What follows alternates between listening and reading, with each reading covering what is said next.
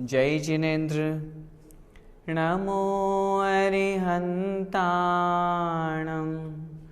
नमो सिद्धाणं नमो आयर्याणं नमो उवज्झायाणं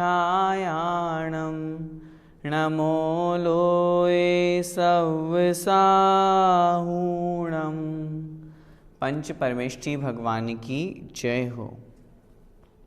आचार्य भगवान श्री विद्यासागर जी महाराज के परम आशीर्वाद से तथा गुरुवर मुनिपुंगव श्री सुधा सागर जी महाराज जी की पावन प्रेरणा से एवं संस्थान के अधिष्ठाता आदरणीय रतनलाल जी बेनाड़ा जी के कुशल निर्देशन में मैं किरण प्रकाश जैन, व्याख्याता श्री दिगंबर जैन श्रमण संस्कृति संस्थान सांगानेर से आप सभी को स्वाध्याय पाठ्यक्रम की यह कक्षा पढ़ा रहा हूँ। स्वाध्याय पाठ्यक्रम में प्रथम वर्ष के अंतर्गत हम सभी सिद्धांत प्रविष्का के तीनों भाग और छेड़ाला पढ़ रहे हैं।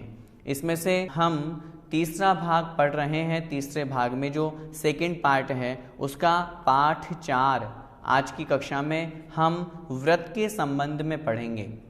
जैसा कि हम सभी जानते हैं, हम सभी मनुष्य पर्याय को प्राप्त करके सम्यक दर्शन को प्राप्त करना हमारा मुख्य उद्देश्य है। सम्यक दर्शन प्राप्त हो जाने के पश्चात जब तक हमारा जीवन व्रती नहीं बन जाता, संयम से युक्त नहीं हो जाता, तब तक मनुष्य पर्याय व्यर्थ कही गई है। जैसे ही हम व्रतों को ग्रहण करते हैं, प्रति समय हमारे कर्मों की असंख्यात गुनी कर्मों की निर्जरा होने लगती है। निर्जरा जो कि आत्मा का कल्याण करने का साधन है। 7 तत्वों में हम सभी निर्जरा के बारे में समझते हैं। धीरे धीरे करके एक देश कर्मों का क्षय होना निर्जरा कहलाती है और व्रतों के माध्यम से ही वह निर्जरा संभव है। इसलिए हम श्रावकों को किन किन व्रतों का पालन करना चाहिए वो आज के इस पाठ में हम समझेंगे। सबसे पहले तो हम इस बात को समझें कि व्रत किसे कहते हैं। उसकी परिभाषा यहाँ पर दे रहे हैं। अच्छे कार्यों को करने का नियम करना अथवा बुरे कार्यों को छोड़ना, यह व्रत कहलाता है। हमने संकल्प ले लिया, जिस तरह हम प्रतिदिन भगवान जिनेन्द्र देव के अभिषेक का संकल्प लेते हैं, जिस तरह हम हमेशा के लिए आलू प्याज जमी कंद का छोड़ने का संकल्प लेते हैं, यह व्रत कहलाता है, यह नियम कहलाता है। जब हम इन व्रतों की बात करते हैं, जब जिन व्रतों को हम पढ़ रहे हैं उसमें जो 5 प्रकार के पाप कहे गए हैं, उन पापों का त्याग करना व्रत कहलाता है। आचार्य भगवान उमा स्वामी महाराज जी ने तत्वार्थ सूत्र जी में 7वें अध्याय में एक सूत्र लिखा है, जिसका अर्थ है हिंसा, झूठ, चोरी, कुशील और परिग्रह। इन 5 पापों का एक देश त्याग करना अथवा पूर्ण रूप से त्याग करना, यह व्रत कहलाता है। जब एक देश त्याग किया जाता है तो वह अणुव्रत होता है, और जब पूर्ण रूप से 5 पापों का त्याग किया जाता है तो वह महाव्रत कहलाता है। यहाँ पर वही परिभाषा दे रहे हैं। श्रावक 5 पापों को स्थूल रूप से त्याग करते हैं, इस कारण उनके व्रत अणुव्रत कहलाते हैं, और मुनि महाराज पूर्ण रूप से त्याग करते हैं, इसलिए उनके व्रत महाव्रत कहलाते हैं। श्रावक के जो व्रत अणुव्रत कहलाते हैं, उसके अलावा और साथ में 3 गुणव्रत और 4 शिक्षा व्रत और जुड़ जाते हैं। इस कारण से श्रावक के 12 व्रत बन जाते हैं। आगे की कक्षा में हम 12 व्रतों के साथ में पालन करने वाले श्रावक के योग्य जो प्रतिमाएं हैं, दर्शन, व्रत, सामायिक, इन सब के बारे में भी समझेंगे। उसमें से जो व्रत प्रतिमा होती है, उस व्रत प्रतिमा में इन्हीं 12 व्रतों को ग्रहण करने का संकल्प लिया जाता है और इसके अनुसार अपनी क्रियाएं की जाती है। वे 12 व्रत कौन कौन से हैं वो यहाँ पर बता रहे हैं। 5 प्रकार के अणुव्रत, 3 प्रकार के गुणव्रत और 4 प्रकार के शिक्षा व्रत। इनको श्रावक के उत्तर गुण भी कहते हैं। इनको पालने वाला श्रावक अथवा व्रती कहलाता है। व्रतों को पालने वाला व्रती कहलाता है। श्रावक भी संज्ञा शास्त्रों में मिलती है। इन व्रतों को पालने से गुणस्थान की अपेक्षा से भी यदि हम चर्चा करें तो चौथे गुणस्थान में तो उस जीव ने मात्र सम्यक दर्शन और ज्ञान ही प्राप्त किया, अभी चारित्र का अंश भी प्रकट नहीं हुआ है, इसीलिए उसका नाम है अविरत सम्यक दृष्टि। लेकिन जैसे ही वह 12 व्रतों को पालन करने का संकल्प लेता है, उन 12 व्रतों को पालता है, उसका गुण स्थान 5वां बन जाता है और उसकी संज्ञा व्रती हो जाती है। पंचम गुण स्थान होने से उसे देश विरत अर्थात देशव्रती कहते हैं। अब हम सबसे पहले उन 12 व्रतों में अणुव्रत की चर्चा प्रारंभ करते हैं। अणुव्रत किसे कहते हैं? हिंसा, झूठ, चोरी, कुशील और परिग्रह, इन 5 पापों का स्थूल रूप से अर्थात एक देश त्याग करना, यह अणुव्रत कहलाता है। अणुव्रत के 5 भेद होते हैं: अहिंसाणुव्रत, सत्याणुव्रत, अचौर्याणुव्रत, ब्रह्मचर्याणुव्रत और परिग्रह परिमाण अणुव्रत।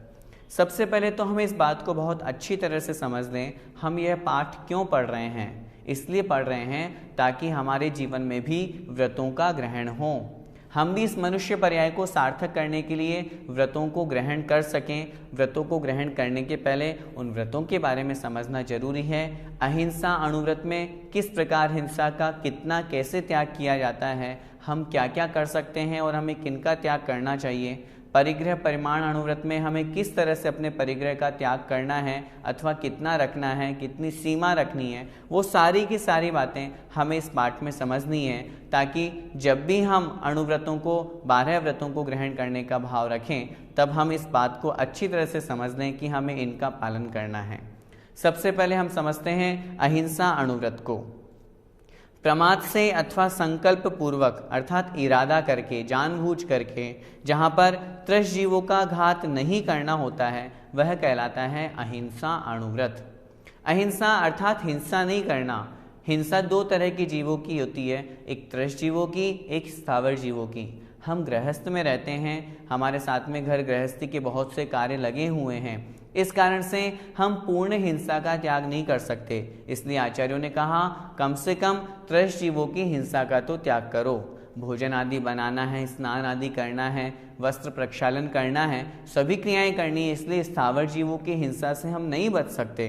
इसलिए एक देश रूप से हिंसा का त्याग करना, त्रस्त जीवों की हिंसा का त्याग करना, यह अहिंसा अणुव्रत कहलाता है। अहिंसा अणुव्रति में मैं इस जीव को मारूं ऐसे संकल्प से कभी किसी जीव का घात नहीं करता है, उसका संकल्प ही हिंसा का त्याग होता है। 4 प्रकार की जो हिंसा कही गई है, आरंभी, विरोधी, उद्योगी और संकल्पी हिंसा। घर परिवार के कार्य करने में जो हिंसा होती है वह कहलाती है आरंभी हिंसा। विरोध करने पर, अपने समाज की, अपने देश की, अपने परिवार की रक्षा करने पर जो हिंसा होती है वह विरोधी हिंसा कहलाती है। व्यापार आदि करने में जो हिंसा होती है वह उद्यमी अथवा उद्योगी हिंसा कहलाती है। इन 3 हिंसा का तो हम त्याग नहीं कर सकते, लेकिन संकल्प हिंसा, संकल्प पूर्वक जानबूझ करके किसी को मारने का जो मन में भाव भी आ जाता है तो वह संकल्पी हिंसा होती है, हम उसके तो त्यागी हो ही सकते हैं। और जो श्रावक होता है, अहिंसा अणुव्रती जीव होता है, वह संकल्पी हिंसा का त्यागी होता है। वह न कभी किसी जीव को घात करता है और न मन में मारने का विचार करता है और न वचन से कभी किसी से कहता है कि तुम इसे मारो। गृहस्थी चलाने, खेती व्यापार करने तथा शत्रु से अपने आप को बचाने के लिए जो हिंसा होती है उसका श्रावक त्यागी नहीं होता है, परंतु वे क्रियाएं भी, वो हिंसा भी वह कम से कम करता है। इस प्रकार जो अहिंसा अणुव्रती होते हैं वे त्रस्त जीवों की हिंसा का तो त्याग करते ही करते हैं और जितना हो सकते हैं स्थावर जीवों की हिंसा के त्याग से भी बचते हैं। स्नान आदि के समय उतना ही पानी उपयोग में लेते हैं जितना आवश्यक है। व्यर्थ का पानी नहीं बहाते हैं, व्यर्थ की अग्नि नहीं जलाते हैं, व्यर्थ में वनस्पति आदि नहीं काटते हैं, पेड़ पौधों को नहीं कुचलते हैं। इस तरह जितना हो सके वो अपने से हिंसा से बचने का प्रयास करते हैं। दूसरा अणुव्रत है सत्याणुव्रत। किस तरह पालन करते हैं? स्थूल रूप से अर्थात मोटा झूठ न तो स्वयं बोलना न दूसरे से बुलवाना और ऐसा सच भी नहीं बोलना जिसके बोलने से किसी जीव का अथवा धर्म का घात होता हो। प्रमाद से जीवों को पीड़ाकारक वचन भी नहीं बोलना, यह सत्याणुव्रत कहलाता है। ऐसे परवदकार कठोर निंद्य नहीं वयन उचारे, अर्थात दूसरों को कष्ट देने वाले कठोर और निंदनीय वचनों का उस जीव के त्याग होता है। वो ऐसा झूठ भी नहीं बोलता जिससे सामने वाले का अकल्याण हो। सामने वाले जीव की हिंसा हो जाए। सूक्ष्म झूठ का उसके त्याग नहीं होता है। व्यापार आदि में वह सूक्ष्म झूठ बोलता है तो वह उसके चलेगा, लेकिन ऐसा स्थूल झूठ जो महत्वपूर्ण है या जिसके निमित्त से किसी का भी अकल्याण हो जाए, अहित हो जाए, ऐसा वह झूठ नहीं बोलता। उस झूठ का वो त्यागी होता है, वह सत्यानुव्रति कहलाता है। तीसरा है अचौर्य अनुव्रत। लोभ वगैरह प्रमाद के वश में आकर बिना दिए हुए किसी भी वस्तु को ग्रहण नहीं करना, यह अचौर्यानुव्रत कहलाता है। अचौर्यानुव्रत का जो धारी जीव होता है वह दूसरों की चीज को न तो स्वयं लेता है और न उठा करके दूसरों को देता है। चोरी के अंतर्गत जो वस्तुएं आती हैं उन वस्तुओं को वो ग्रहण नहीं करता।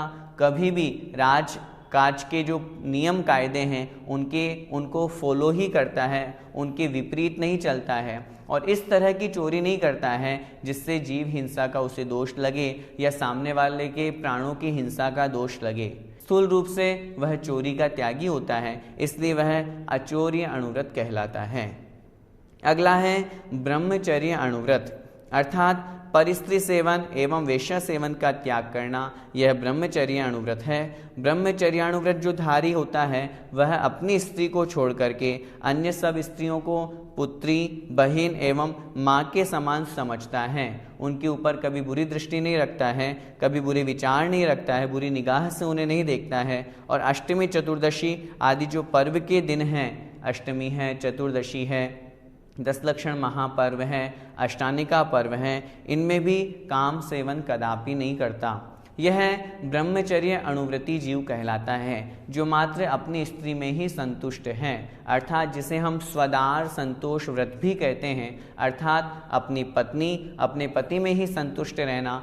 स्त्रियों की अपेक्षा से लगाएं तो सभी पुरुषों को, अपने पति के अलावा सभी पुरुषों को, यदि वे अपने से छोटे हैं तो उन्हें पुत्र की दृष्टि से देखना, अपने समान हैं उन्हें भाई की दृष्टि से देखना, समझना, और अपने से बड़े हैं उन्हें पिता के तुल्य समझना।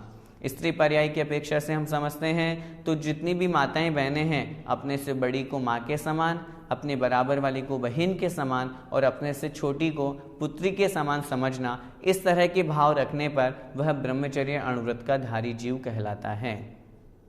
5वां अनुव्रत है परिग्रह परिमाण अनुव्रत, अर्थात धन, धान्य, हाथी, घोड़े, नौकर, चाकर, बर्तन वगैरह जितने भी ये सब परिग्रह के सामग्री कहे गए हैं, उनको अपनी आवश्यकता के अनुसार परिमाण कर लेना, उनकी सीमा बांध लेना कि मैं इतना ही रखूँगा, बाकी सबका त्याग कर देना, यह परिग्रह परिमाण अनुव्रत कहलाता है।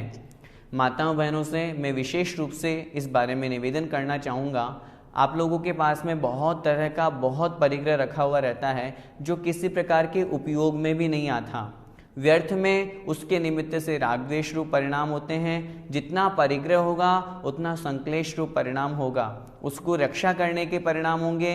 हम उसी आर्त ध्यान, रौद्र ध्यान में लगे रहेंगे। हम उतना रखें जितनी हमारी आवश्यकता है, यदि हम उससे ज़्यादा रखते हैं तो उस निमित्त से हमारा पाप का बंध होता है। ये परिग्रह परिमाण अनुव्रत हमें यही सिखा रहा है। हम गृहस्थ में हैं, घर में रहते हुए हमें इन सब वस्तुओं की आवश्यकता है, लेकिन उतना ही रखें जितनी हमारी आवश्यकता हो। 2 चीज़ें होती हैं, एक आवश्यकता, एक विलासिता। एक नेसेसिटी है, एक लग्जरी है। नेसेसिटी हमारे लिए ज़रूरी है कि हाँ, हमें कहीं पर जाना है तो हमारे घर में एक 4 व्हीलर होनी चाहिए, लेकिन जितने सदस्य हैं उतनी 4 व्हीलर हो, उसके अलावा और एक्स्ट्रा खड़ी हुई हो। यदि हम जानते हैं कि हाँ, हमारा 100 जोड़ी कपड़ों से आराम से काम चल सकता है, तो हम क्यों व्यर्थ में 300-500 जोड़ी कपड़े अपने पास में रखते हैं? ये व्यर्थ का परिग्रह है, इसे विलासिता कहते हैं और इसके निमित्त से बहुत अधिक पाप कर्म का बंध होता है। जो अनुवृत्ति होता है वह अपने परिग्रह का परिमाण कर लेता है। मुझे रुपए पैसे इतने रखने हैं, मुझे सोना चांदी इतना रखना है, मुझे नौकर चाकर इतने रखने हैं। इस प्रकार वह अपने परिग्रह का परिमाण करके परिग्रह परिमाण अनुव्रत का धारी होता है। इस प्रकार हमने 5 प्रकार के जो अनुव्रत पढ़े, इन 5 प्रकार के अनुव्रतों को हमें ग्रहण करने का भाव रखना चाहिए। अनुव्रतों को समझने के पश्चात अब हम आगे बढ़ते हैं गुणव्रतों की तरफ। गुणव्रत किसे कहते हैं और ये कितने प्रकार के होते हैं? देखें, जो अनुव्रतों का उपकार करे, अथवा उनके गुणों में वृद्धि करें वे गुणव्रत कहलाते हैं। जैसा कि नाम है गुणव्रत, अणुव्रतों में जो और अधिक वृद्धि करता है जिससे आत्मा की गुणों का विकास होता है वे कहलाते हैं गुणव्रत। ये गुणव्रत 3 प्रकार के होते हैं, दिग्व्रत, देशव्रत और अनर्थ दंड व्रत। एक बात अच्छी तरह से हम इस बात को समझ लें, जितने भी व्रतों की यहाँ पर चर्चा चल रही है, चाहे वे अणुव्रत हों, चाहे गुणव्रत हों, या आगे हम जो शिक्षा व्रत की बात करेंगे, सभी का जो मूल उद्देश्य है वो यही है कि हम पापों से बचें। पापों से हम किस किस प्रकार से बच सकते हैं, ये इसके अलग अलग प्रयास हमारे यहाँ पर बताए गए हैं। पापों से बचने का नाम ही व्रत है। जितना हम पापों से बचेंगे उतने अधिक हमारे कर्मों की निर्जरा होगी।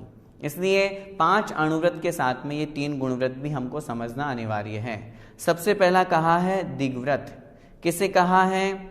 लोभ, आरंभ आदि की कमी के अभिप्राय से कि मुझे बहुत अधिक लोभ नहीं करना, संतोषी जीवन जीना है, मुझे आरंभ अर्थात हिंसा से बचना है, उसकी कमी के कारण से या उसके उस भाव के कारण से पूर्व पश्चिम आदि जो 10 दिशाएं कही गई हैं, पूर्व, पश्चिम, उत्तर, दक्षिण, ये जो 4 है ये मुख्य दिशाएं हैं।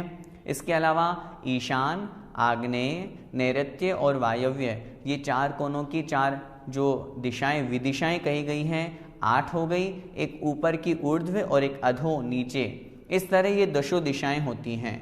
इन 10 दिशाओं में प्रसिद्ध नदी जो कही गई है अथवा कोई गांव, कोई नगर, कोई पहाड़ वगैरह जो है उनकी हद बांधकर, हद का मतलब सीमा, मर्यादा निश्चित करके जन्म पर्यंत तक उस हद के बाहर न जाने का नियम करना, अर्थात उस मर्यादा का उल्लंघन नहीं करना, उस संकल्प को पूरा करना, उस सीमा में ही रहना, यह कहलाता है दिग्व्रत। जैसे मैं पूर्व दिशा में कलकत्ता की तरफ और पश्चिम दिशा में मुंबई की तरफ, उत्तर दिशा में श्रीनगर की तरफ और दक्षिण दिशा में चेन्नई से आगे नहीं जाऊंगा, इस तरह का यदि कोई संकल्प ले लेता है तो वह दिग्व्रत के अंतर्गत आता है। ये प्रसिद्ध नगर हैं। इनके अलावा हम किलोमीटर के अनुसार भी यह मर्यादा बांध सकते हैं। 10 दिशाओं की मर्यादा बांधें हम। यह जो मर्यादा बांधते हैं यह जीवन पर्यंत के लिए होती है, इसलिए इस मर्यादा को हम अच्छी तरह से सोच समझ करके वह व्रती जीव ग्रहण करता है। दिग्व्रत के बाद में अगला है देशव्रत। किसे कहते हैं? देखें, घड़ी, घंटा, दिन, महीना वगैरह नियत समय तक जन्म पर्यंत के लिए उस किए हुए दिग्व्रत में और भी संकोच करके किसी ग्राम, नगर, घर, मोहल्ला वगैरह तक आना जाना बना लेना अर्थात रख लेना और उससे बाहर नहीं जाना, यह देशव्रत कहलाता है। कहने का तात्पर्य, जिस प्रकार दिग्व्रत में पूरे जीवन पर्यंत की मर्यादा बांधी थी, उस मर्यादा को तो वैसे ही बने रहने देना। उस मर्यादा के साथ में घड़ी, घड़ी का मतलब होता है 24 मिनट का समय जो है वह घड़ी कहलाता है। 48 मिनट का समय जो है वह मुहूर्त कहलाता है और उसी तरह 60 मिनट का समय घंटा कहलाता है। हमें 5 घंटे यहीं रहना है तो हमने संकल्प कर लिया 5 घंटे तक हम इसी कक्ष में रहेंगे, इसके बाहर नहीं जाएंगे। तो इसके बाहर जो कुछ भी हो रहा है उन सभी विकल्पों से हम दूर हो गए, उन सभी हिंसा से हम दूर हो गए, कृत कारित अनुमोदना रूप से भी, मन वचन काय के रूप से भी। तो इसलिए उस हिंसा से हम बच गए। तो जितनी हमने दिग्व्रत में मर्यादा की थी उसमें और अधिक संकोच करना जरूरी नहीं है कि वह घंटे के लिए की जाती हो, 1 दिन के लिए भी कर सकते हैं, 5 दिन के लिए, 10 दिन के लिए, 1 महीने के लिए, 1 वर्ष के लिए। जितनी हम मर्यादा दिग्व्रत में किए थे उसको और संकुचित करके यदि हम और अधिक मर्यादा करते हैं तो वह कहलाती है देशव्रत। जैसे उदाहरण दिया है, 10 लक्षण पर्व के दिनों में हम अपने इस शहर से बाहर नहीं जाएंगे, इस प्रकार की यदि हम मर्यादा करते हैं तो वह देशव्रत कहलाता है। इस मर्यादा का यह फायदा होता है कि इसके बाहर जो भी कार्य हो रहा है मन वचन काय कृत कारित अनुमोदना से हमारा उसका त्याग हो जाता है, जिससे हम उस पाप से बच जाते हैं। तीसरी मर्यादा अथवा तीसरे व्रत का नाम है अनर्थ दंड व्रत। बिना प्रयोजन ही जिन कार्यों एवं करने से पाप का आरंभ हो उन कार्यों का त्याग करना, यह अनर्थ दंड व्रत कहलाता है। जिससे हमारा कोई प्रयोजन सिद्ध नहीं हो रहा। शब्द से अर्थ ग्रहण करें, अनर्थ दंड।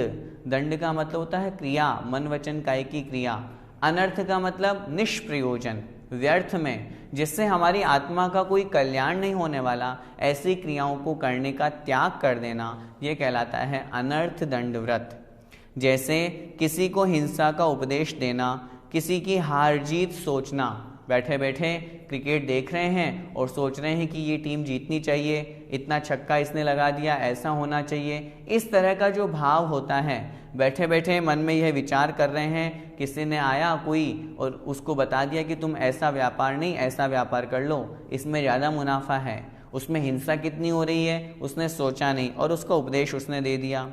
व्यर्थ में ही पानी फैलाना, बहुत से लोगों को देखते हैं शॉवर लेते हैं तो उसके नीचे बहुत देर तक नहाते रहते हैं, कितना पानी बहाते हैं, कितने जीवों की हिंसा होती है, ये हम नहीं सोच पाते हैं। वृक्षों को तोड़ते रहते हैं, टैक्स की चोरी करते हैं और उसके रास्ते लोगों को बतलाते हैं। घातक हथियार जो होते हैं वो खुद भी रखते हैं, कोई अपने यहाँ से मांगने आते हैं उनको दे देते हैं। कुत्ते बिल्ली आदि जो मांसाहारी पशु हैं, हिंसक पशु हैं, उनको पालना, साथ में सिनेमा या कामवर्धक जो खोटी कथाएं हैं उनका सुनना, इन सब क्रियाओं का त्याग करना, वह कहलाता है अनर्थ दंड व्रत। यदि इन क्रियाओं को करते हैं तो व्यर्थ में इनसे हमारा कोई प्रयोजन तो सिद्ध होता नहीं है और पाप कर्म का ही बंध होता रहता है। इस कारण से हम उस पाप से बचें, अनर्थ दंड का त्याग करें और व्रत को ग्रहण करें। जो हमने हिंसा त्याग करने का संकल्प लिया था, दिग्व्रत, देशव्रत और अनर्थ दंड व्रत, ये 3 गुणव्रत कहे गए हैं जो हमारे गुणों में वृद्धि करते हैं, हमारे अणुव्रतों को और आगे बढ़ाते हैं। इनका पालन करने से हम हिंसा से बचते हैं और मोक्ष मार्ग पर आगे बढ़ते हैं। अणुव्रत और गुणव्रत को समझने के पश्चात अब हम आगे बढ़ते हैं शिक्षाव्रत। शिक्षाव्रत किसे कहते हैं, कितने प्रकार के होते हैं, आइए देखते हैं। जिनसे मुनिव्रत पालने की शिक्षा मिले उनको शिक्षाव्रत कहते हैं। जैसा कि नाम है शिक्षाव्रत, अणुव्रत ग्रहण किए, गुणव्रत ग्रहण किए। अब इन शिक्षाव्रतों का पालन करने से आगे चूंकि उस श्रावक को आगे मुनि बनना है, मुनि बनने की उसकी भावना है, तो उसमें किस प्रकार उसको चर्या का पालन करना है उसका पूर्व अभ्यास पहले ही शिक्षाव्रत में कराया जाता है, इसलिए इनका नाम शिक्षाव्रत है। इसके 4 भेद कहे गए हैं। सबसे पहला है सामायिक, दूसरा है प्रोष्णोपवास, तीसरा है भोगोपभोग परिमाण और चौथा है अतिथि समविभाग। आइए सबसे पहले हम सामायिक शिक्षाव्रत के बारे में समझते हैं। मन वचन काय और कृतकारित अनुमोदना के द्वारा नियत समय तक अर्थात निश्चित समय तक एक मर्यादा बना ली, उतने समय तक 5 पापों का त्याग करना और सबसे राग द्वेष छोड़ करके अपने शुद्ध आत्म स्वरूप में लीन होना, यह सामायिक शिक्षाव्रत कहलाता है।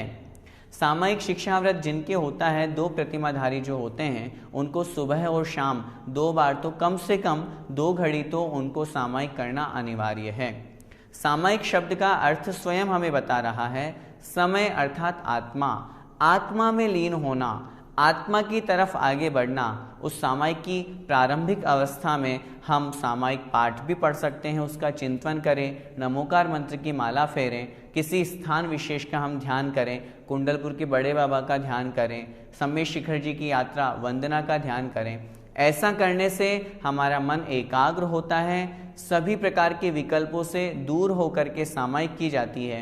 इसलिए सामायिक के समय उस श्रावक को मुनि के समान उपमा दे दी जाती है। क्यों? क्योंकि वे इस तरह से स्थिर होते हैं कि सभी प्रकार से रहित होकर के सिर्फ ऐसा कह दिया कि उनके ऊपर एक कपड़ा मात्र पड़ा हुआ है, वे तो अपने आत्मा में डूब रहे हैं, आत्मा की तरफ बढ़ रहे हैं। इसलिए यह अवस्था कहलाती है सामायिक की अवस्था, यह सामायिक शिक्षाव्रत है। दूसरा है प्रोष्ठोपवास शिक्षाव्रत। प्रत्येक अष्टमी और चतुर्दशी को समस्त आरंभ परिग्रह छोड़ करके और विषय कषाय तथा आहार पानी का 16 प्रहर, एक प्रहर होता है 3 घंटे का, उस अनुसार 48 घंटे तक त्याग करना, यह प्रोष्ठोपवास कहलाता है। अष्टमी चतुर्दशी के लिए तो यह नियामक कहा ही गया है, उसके अलावा अन्य दिनों में भी इस तरह का व्रत किया जाता है, जिसमें समस्त आरंभ और परिग्रह को छोड़ करके यह व्रत ग्रहण किया जाता है। एक बात हम इस बात को और अच्छी तरह से समझ लें, जिस दिन हमारा व्रत हो, उपवास हो, उस दिन हमें बहुत अधिक घर गृहस्थी के कार्य नहीं करना चाहिए, हमें व्यापार आदि नहीं करना चाहिए, क्योंकि उन्हीं हिंसा से बचने के लिए तो हम ये व्रत कर रहे हैं। उपवास शब्द हमें स्वयं बता रहा है, उपवास, उप मतलब समीप में रहना, वास मतलब रहना, निवास करना, किसके? आत्मा के, आत्मा के समीप में रहना, धर्म की क्रियाएं करना, मंदिर में रहना, इस तरह की क्रियाएं करने से हमारा उपवास सार्थक कहा जाता है। इसलिए प्रोषधोपवास के अंतर्गत प्रोषद एक बार भोजन करने का अथवा एकाशन का नाम है। प्रोषद का मतलब होता है एकाशन, एक बार भोजन करना। और उपवास के साथ अर्थात जो उपवास का तात्पर्य होता है चारों प्रकार के आहार का त्याग करना। एकाशन के साथ जब उपवास किया जाता है तो वह प्रोषधोपवास कहलाता है। जैसे किसी पुरुष को अष्टमी का प्रोषधोपवास करना है तो वह उसे सप्तमी और नवमी का एकाशन और अष्टमी का उपवास करना चाहिए। और इसके अलावा यदि हम चतुर्दशी में लगाएं तो त्रयोदशी का एकासन, पूर्णिमा अथवा अमावस्या का एकासन और चतुर्दशी का पूरा उपवास रहेगा। इस तरह यह प्रोषधोपवास कहा गया है। इसके साथ में जब प्रोषधोपवास करें, व्रत नियमों का पालन करें, उसके उस समय श्रृंगार, आरंभ, गंध, पुष्प, जो तेल, इतर, फूलेल आदि है, स्नान है, अंजन है, सूंघनी अर्थात जो सूंघने योग्य द्रव्य हैं, उन सभी चीज़ों का उसे त्याग करना चाहिए, क्योंकि ये सब चीज़ें से ही बचने के लिए वह व्रत उपवास कर रहा है। यह उत्कृष्ट प्रोषधोपवास की रीति कही गई है। जो व्रती होते हैं ये प्रत्येक अष्टमी व चतुर्दशी को कम से कम एक भुक्ति करके भी इस व्रत का पालन कर सकते हैं। एक भुक्ति का तात्पर्य है एकाशन। उत्कृष्ट प्रोषधोपवास में हमने समझा सप्तमी का एकासन, नवमी का एकासन और अष्टमी का उपवास। मध्यम प्रोषधोपवास में हम समझते हैं अष्टमी का पूरा उपवास और जघन्य प्रोषधोपवास में अष्टमी का एकासन। ऐसा करते हैं तो यह प्रोषधोपवास शिक्षाव्रत कहलाता है। प्रोषधोपवास शिक्षाव्रत के पश्चात हम तीसरे शिक्षाव्रत को समझते हैं, जिसका नाम है भोगोपभोग परिमाण शिक्षाव्रत। हम शब्द से अर्थ समझें, भोग, उपभोग, परिमाण। भोग का तात्पर्य होता है जो वस्तु एक बार भोगने में आए, एक बार ग्रहण करने में आए। जैसे हम जो भी भोजन ग्रहण करते हैं, जो भी खाते पीते हैं, इन वस्तुओं को हम दोबारा थोड़ी ना खाते पीते हैं, तो ये वस्तुएं भोग की वस्तुएं हैं। उपभोग की वस्तुओं में जैसे हमारे वस्त्र हैं, वस्त्रों को हम बार बार प्रयोग में लेते हैं, हमारा घर मकान है, हमारी गाड़ी है, रुपए पैसे हैं, ये उपभोग की वस्तुएं हैं। इनका परिमाण कर लेना, इनकी मर्यादा मान लेना, ये कहलाता है भोगोपभोग परिमाण शिक्षाव्रत। देखें पुस्तक में भोगोपभोग की जो 17 वस्तुएं कही गई है या उनके जो कार्य कहे गए हैं, उनका प्रतिदिन नियम करना। जैसे आज मैं एक बार ही जल पीऊँगा, आज मैं सवारी पर नहीं बैठूंगा, वाहन का मैं त्याग करता हूँ आदि। इस प्रकार से जो भोग अथवा उपभोग की जो सामग्रियां हैं, जो कार्य हैं, उनका यदि हम परिमाण करते हैं, जीवन पर्यंत के लिए तो उस स्थिति में परिमाण हो ही चुका, लेकिन दिन प्रतिदिन के अनुसार भी, समय के अनुसार भी, एक महीने के अनुसार भी हम अपने भोगोपभोग की वस्तुओं का परिमाण करते हैं। यह भोगोपभोग शिक्षाव्रत कहलाता है। चौथा शिक्षाव्रत है अतिथि समविभाग शिक्षाव्रत, अर्थात भक्ति सहित फल की इच्छा के बिना स्वपर कल्याण के लिए मुनि आदि पात्रों को दान देना, यह अतिथि समविभाग व्रत है। कहने का तात्पर्य अतिथि जो हम जिनके आने की तिथि निश्चित नहीं है, जो हमारे लिए 4 प्रकार के चतुर्विध संघ कहे गए हैं, मुनि, आरिका, श्रावक और श्राविका, उनके योग्य जो 4 प्रकार के दान कहे गए हैं वो उन्हें प्रदान करना, उनकी सेवा करना, उनकी वैयावृत्ति करना, यह अतिथि समविभाग कहलाता है। कहा भी है मुनि को भोजन दे फेर निज करहि आहारे, अर्थात मुनि महाराज को पहले आहार कराएंगे, उसके पश्चात ही फिर स्वयं भोजन ग्रहण करते हैं। इस प्रकार अतिथि समविभाग व्रत के शिक्षा व्रत के धारी जीव होते हैं। जो दान की यहाँ पर चर्चा की गई है वह दान भी 4 प्रकार का कहा गया है, उनको भी हम यहाँ पर संक्षिप्त में समझते हैं। सबसे पहला दान है आहार दान। मुनि, आरिका, श्रावक और व्रती जनों को शुद्ध भोजन देना, शुद्ध आहार कराना, यह आहार दान कहलाता है। नवधा भक्ति पूर्वक हम सभी बड़े भक्ति भाव से चौका लगाते हैं और आचार्य भगवान को, मुनि महाराजों को, आरिका माताओं जी का पड़गाहन करते हैं और उनके यथा योग्य भक्ति करके उनको हम आहार कराते हैं, यह कहलाता है आहार दान। दूसरा है ज्ञान दान, अर्थात धार्मिक पुस्तकें बांटना, पाठशालाएं खोलना अथवा खुलवाना, व्याख्यान आदि देकर के धर्म और कर्तव्य का ज्ञान कराना, यह ज्ञान दान कहलाता है। जैसे कि हम अभी आप लोगों के समक्ष कर रहे हैं, यह भी ज्ञान दान है। यदि हम ऐसा करने में समर्थ हैं तो ठीक, यदि हम में इतना ज्ञान नहीं है तो हम शिविर लगवा करके, पाठशालाएं खुलवा करके, बच्चों को पढ़ा करके भी ज्ञान दान का फल प्राप्त कर सकते हैं। तीसरा है औषधि दान, अर्थात चतुर्विध संघ को औषधि देना। यदि उन्हें कोई रोग हो गया है तो उस रोग को शमन करने के लिए जो उनके यथा योग्य शुद्ध औषधि है वो उनकी व्यवस्था करना, उन्हें प्रदान करना, उनकी सेवा करना, यह औषधि दान कहलाता है। चौथा है अभय दान, अर्थात जीवों की रक्षा करना अथवा मुनि, संयमी, त्यागी और ब्रह्मचारी लोगों के रहने के लिए स्थान बनवाना, अंधेरी रात में सड़कों पर रोशनी की व्यवस्था करवाना, चौकी पाटा लगवाना तथा धर्मात्मा पुरुषों को दुख और संकट से निकालना, यह कहलाता है अभयदान। इस प्रकार चारों प्रकार के दान की हमने चर्चा की। चारों प्रकार के दान अतिथि समविभाग व्रत के अंतर्गत आते हैं। ये हमने 4 प्रकार के शिक्षा व्रत पढ़े। कुल मिलाकर के आज के इस पाठ में हमने श्रावक के 12 व्रतों के बारे में चर्चा की। अच्छी तरह से हम इन 12 व्रतों को समझें। हमें समझना इसलिए अनिवार्य है ताकि जो श्रावक हैं, श्रावक की योग्य जो क्रियाएं हैं, जिन्होंने इन व्रतों को ग्रहण किया है, उनको इन व्रतों को जान करके हम उनका यथा योग्य सम्मान भी कर सकें। और यदि हमने इन व्रतों को ग्रहण नहीं किया है तो भविष्य में आज नहीं तो कल इन व्रतों को ग्रहण तो करना ही करना है। और संकल्प बनाएं कि जब भी हम इस मनुष्य पर्याय को छोड़ेंगे, मुनि अवस्था को धारण करके बड़े आराम से सल्लेखना समाधि पूर्वक मरण करेंगे, उससे पहले जितना बन सके अपनी शक्ति को नहीं छिपाते हुए इन 12 व्रतों का पालन करना चाहिए। यदि इन 12 व्रतों का हम पालन करेंगे तो निश्चित रूप से हिंसा से बचेंगे, और हिंसा से बचेंगे तो पापों से बचेंगे, और पापों से बचेंगे तो निश्चित रूप से पुण्य कर्म का बंध के साथ साथ कर्मों की निर्जरा भी होगी, जिससे हमारी आत्मा का कल्याण होगा।